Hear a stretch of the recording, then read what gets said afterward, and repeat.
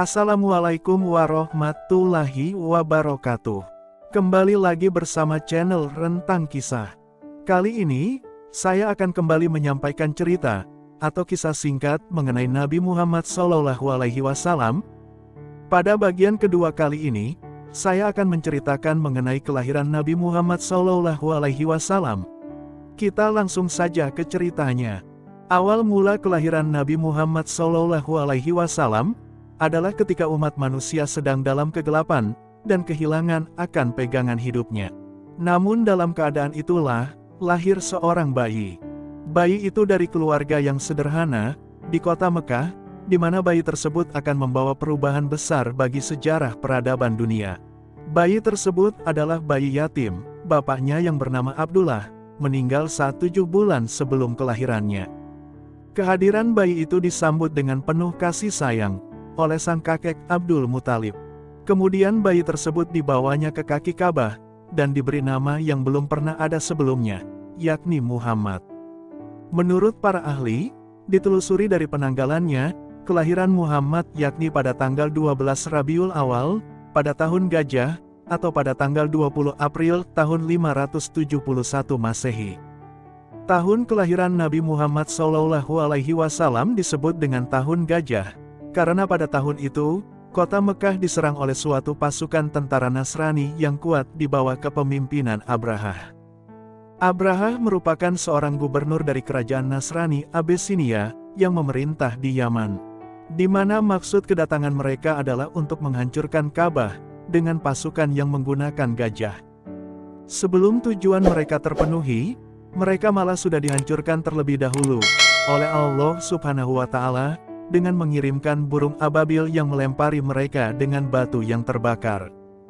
Kejadian tersebut juga disebutkan dalam Al-Quran Surah Al-Fil. Dalam surah tersebut Allah berfirman, "Apakah kamu tidak memperhatikan bagaimana Tuhanmu telah bertindak terhadap tentara bergajah? Bukankah Dia telah menjadikan tipu daya mereka untuk menghancurkan Ka'bah itu menjadi sia-sia, dan Dia mengirimkan kepada mereka burung yang berbondong-bondong yang melempari mereka dengan batu yang berasal dari tanah yang terbakar, lalu Dia menjadikan mereka seperti daun-daun yang dimakan ulat." Nabi Muhammad SAW merupakan keturunan dari Qusay, seorang pahlawan suku Quraisy yang telah berhasil menggulingkan kekuasaan Huzuah atas kota Mekah. Nama lengkap dari ayah Muhammad adalah Abdullah bin Abdul Muthalib, bin Hashim, bin Abdul Manaf, bin Qusay, bin Kilab, bin Murrah, yang berasal dari golongan Arab Bani Ismail. Sedangkan ibunya adalah Aminah binti Wahab, bin Abdul Manaf, bin Zuhroh, bin Kilab, bin Murrah. Jika dilihat dari silsilah tersebut, diketahui kedua orang tua Nabi Muhammad SAW merupakan keluarga bangsawan dan terhormat.